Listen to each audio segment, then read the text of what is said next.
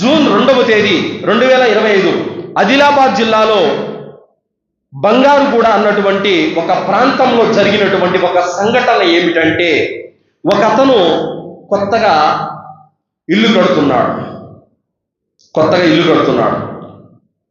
అయితే అతని భార్య 6వ నెల గర్భంతో ఉంది. ఎవరో దౌర్భాగ్యుడు చెప్పాడు, ఏమని, ఇల్లు కట్టేటప్పుడు భార్య గర్భంతో ఉండకూడదు అని చెప్పారు. దాంతో ఆ మూర్ఖుడు ఏం చేశాడు, గర్భం పోవడానికి మాటలు మింగించాడు. గర్భంతో పాటు భార్య కూడా చనిపోయింది. TV9 news కేశారు. జూన్ 2వ తేదీ ప్రాణం తీసిన మూఢనమ్మకం అనే టైటిల్తో పెట్టారు, న్యూస్ పేపర్ కేశారు. అంతటి మూఢనమ్మకాలలో తచ్చాడుతున్నారు ప్రజలు. ఎవరు చెప్పారు ఇల్లు కట్టుకునేప్పుడు భార్య గర్భంతో ఉండకూడదని? ఎవరు చెప్పారు? మరి అతన్ని అడిగితే నీకు ఎవరు చెప్పారంటే, ఎవరో చెప్పారు అంటే ఎవరు పడితే వాళ్ళు చెప్తే నమ్మేస్తావా? దానికంటూ ఒక ప్రమాణం అవసరం లేదా? సృష్టికర్త యొక్క దలీలు అవసరం లేదా? ప్రవక్త చెప్పినటువంటి మార్గం అవసరం లేదా? అంటే దారిని పోయే దానయ్య చెప్పే ప్రతి మాటను తీసుకుంటావా? ఆలోచించాలి. ఈరోజు మంచిది కాదు అని చెప్పడానికి ఇతనెవరు? రేపు బాగుంది అని చెప్పడానికి ఇతనెవరు? భూమి ఆకాశాలను పుట్టించిన వాడు ఇతనా? ఈ మాట ఎవరు చెప్పాలి? ఎవడైతే భూమి ఆకాశాలను తయారు చేశాడో, కాలాన్ని కాలచక్రాన్ని నడుపుతున్నాడో ఆయన చెప్పాలి ఈరోజు చెడ్డది అని. ఆయన చెప్పట్లేదు. వీళ్ళకి ఏమాత్రం సంబంధం లేదు, వీళ్ళు చెప్తున్నారు. నిజంగా వీళ్ళ దగ్గర అంత జ్ఞానమే గనక ఉంటే, వీళ్ళ దగ్గర అంత జ్ఞానం ఉంటే కనుక, అంత వివేకం ఉంటే, ఈ భూమండలంలో ఎన్నో చోట్ల గుప్త నిధులు ఉన్నాయి. అవి ఎక్కడున్నాయో బాగా కనుక్కొని తీసుకెళ్లిపోయి కోటీశ్వరులు అవ్వచ్చు.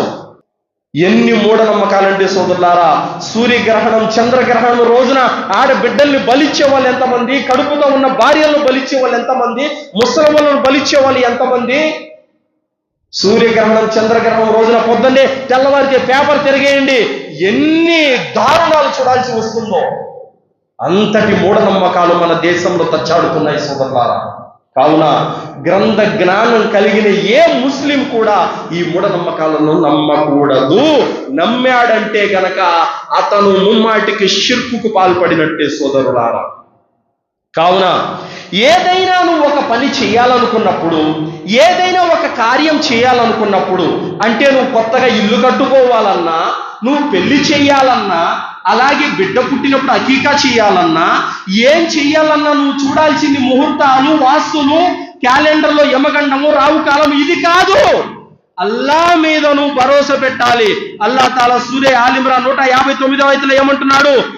ఏదైనా పని గురించి నువ్వు తుది నిర్ణయానికి వచ్చినప్పుడు అల్లాహపై భారం మోపు, నిశ్చయంగా అల్లాహ్ తనను నమ్ముకున్న వారిని ప్రేమిస్తాడు. ఏం చేయాలి? నువ్వు ఇల్లు కట్టాలి, నువ్వు పెళ్లి చేసుకోవాలి, ఏదైనా కొత్త కార్యం మొదలెట్టాలి. నువ్వు చూడాల్సిన ముహూర్తాలు కాదు, నువ్వు చూడాల్సిన వాస్తులు కాదు. బిస్మిల్లా అని అల్లా పేరుతో స్టార్ట్ చేసి అల్లా మీద భారం వేయాలి. ఇలాంటి విశ్వాసులు అంటే అల్లాకి ఇష్టం.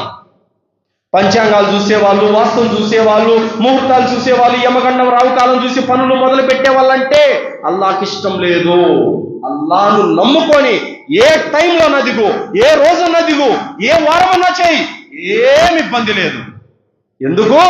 నిన్ను పుట్టించింది అల్లాయే, కాలాన్ని కాలచక్రాన్ని తిప్పేది అల్లాయే, మేలు కీడు అన్ని అల్లా చేతిలో ఉన్నాయి. కావున సోదరులారా, ఏదైనా పని చేసేటప్పుడు దైవాన్ని నమ్ముకోవాలి తప్ప మనిషి రాసిన రాతలను కాదు నమ్మాల్సింది.